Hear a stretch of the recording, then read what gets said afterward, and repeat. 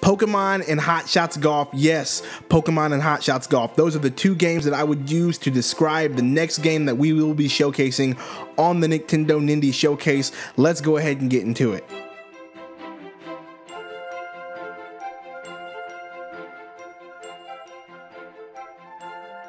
Growing up, there was one game that I absolutely loved playing, and that was Pokemon Red, Blue, Yellow, Gold, Silver, whatever.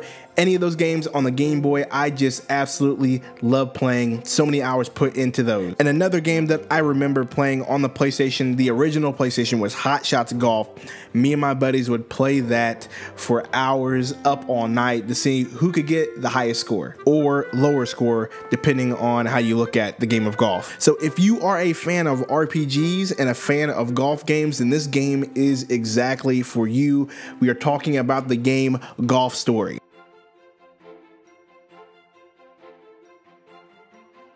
So as I mentioned before, I would describe this game as Hot Shots Golf meets Pokemon, or Pokemon meets Hot Shots Golf, whichever way you look at it. The top-down cartoony artwork of the game reminds me a lot of Pokemon, and then of course the golfing, the mechanics of the golfing reminds me of Hot Shots Golf. And so starting with the gameplay, the mechanics of this game are fairly simple to learn. They do give you good instructions on how to approach the game. They tell you how to make an approach shot. They tell you how to make your ball spin backwards, spin forward, spin to the left, spin to the right, spin diagonal. Not only you can drop shot with the ball, you can throw the ball in the air and hit it.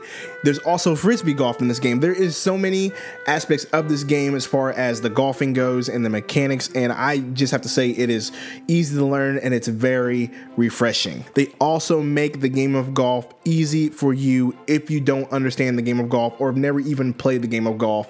They explain that to you as well. So I would say the gameplay for this game is just for what it is, for the indie game, for the cartoony look. I just got to give it 2 points. Easy. The gameplay is smooth and simple.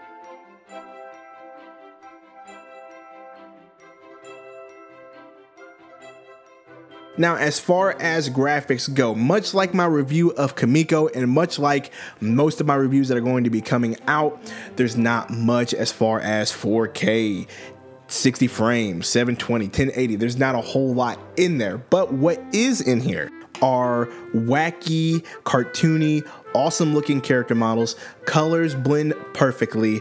I mean, there is not much to complain about this game unless you are just a graphics snob and a PC snob and think, oh man, only 4K and 60 frames is for me. Unless you're that guy, there's not too much to complain about with this game as far as graphics goes. Like I said, the cartoony feel reminds me of Pokemon.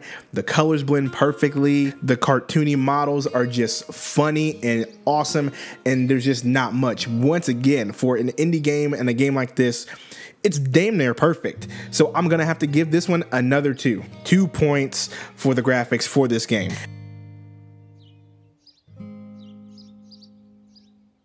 Now, I did not mention this before, but this game was developed by Sidebar Games. Sidebar Games is an Australian game studio.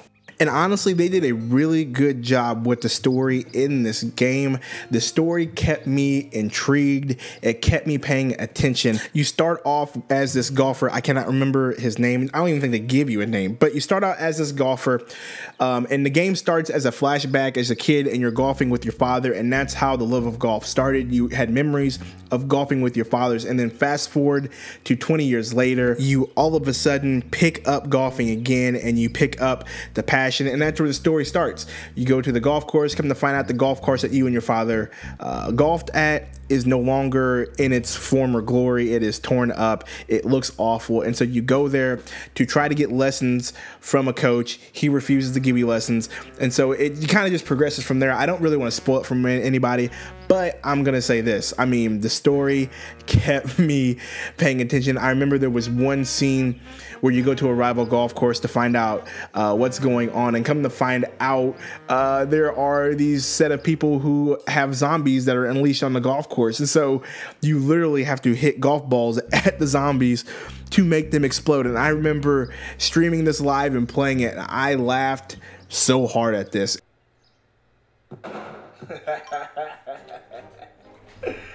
Oh man, you don't understand how much And that is just one of many goofy, quirky things that happen in this game. So as I mentioned, there are a lot of things to do in this game. In between story sequences, you have to go through each golf course and do missions and tasks that certain people give you. There are fetching missions, there's racing missions, there's extra golfing lessons and golfing missions and stuff like that to fill in between the story. And not a whole lot of them add to or take away from the story. It's just things to do. Like I mentioned, this is a role-playing game, so that's how you gain experience in that way. But those missions don't really add anything to the story. That's one thing I would complain a little bit about. But other than that, the story is fun, quirky, goofy, almost perfect. But because of how they added all the filler missions in there and tasks, I would have to go ahead and give the story a 1. So 1 for the story.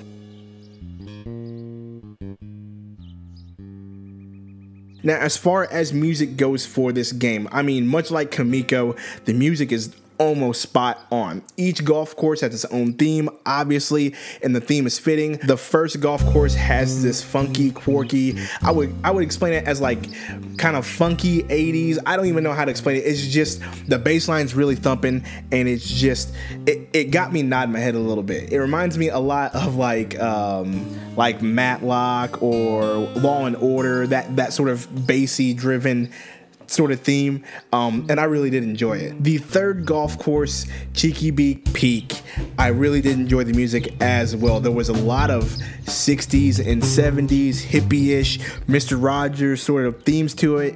I mean, I really did enjoy the music in this one, especially when you're golfing. It's got just a laid-back rock beat, piano-driven, very string-driven, and very cartoony, something in the 60s, like I said. And then there's another theme, a little more laid-back, flute-driven. I think it's a flute or a piccolo. Either way, it's a woodwind instrument. And it's just really relaxing, and it really sets the tone for what that golf course was supposed to be. There's a bunch of hippies on that golf course, so everybody's all happy, man, and laid back, and I would imagine probably doing marijuana, but that's not in the game, obviously. But it's a very laid back golf course, bunch of hippies on there, and so the music fits perfectly. And that's just how it goes for the rest of the game. Every golf course has its theme, and it fits perfectly. The second golf course is a golf course full of cavemen and primitives, so the music there is very primitive, very drum driven, very tribal, I guess you could say. But as I mentioned, once again, very fitting, and every golf course is this way, every theme is this way, and so I really have to give this music as a whole, as a score, man, a 2. It has to be a 2. I mean, honestly, it's just that good. Now, as far as price goes for this game, I bought this for $15 in the eShop, but there is a lot of content in this game. There's a lot packed into this game. So $15 really isn't that bad. But I will say this game has a niche audience about it. I mean, there's not going to be a whole lot of people who will play this game, pick it up, and enjoy it. I mean, it's going to have its niche audience, golf fans, RPG fans, and really that's it. Or heck, if you're looking for just a random game to play, maybe you'll purchase it. Now, I do need to mention that this game is getting rated by the ESRB, which now probably means this game will get a physical release, which means it will go up in price for the physical release, probably to about $29.99, $30. So, as far as rating the price, right now at $15, I think that might be a little steep. Like I said, it's a niche audience that will play this game, but if it does come out physical and it ends up being $30, $15 would seem like a steal, obviously. So as far as pricing, I don't know. I'm gonna have to give it a 1, just a 1. So there you go.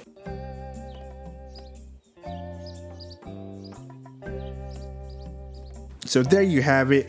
We have 2 for gameplay, 2 for the graphics, 1.5 for the story, 2 for music, and 1 point for the price, which comes out to a total of 8.5. So this game gets an 8.5 in my book. Yes, to me, it's that good. I would recommend it to a lot of people, and I have already recommended it to a lot of people, and they have played it. They said it's fun.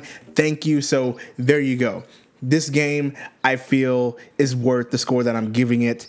Golf Story, go pick it up if you haven't already. $15 in the Nintendo eShop. Let me know what you think in the comments. If you purchase it, let me know if you enjoy it. This has been Nintendo Direct with a Nindie Spotlight. I will see you guys later.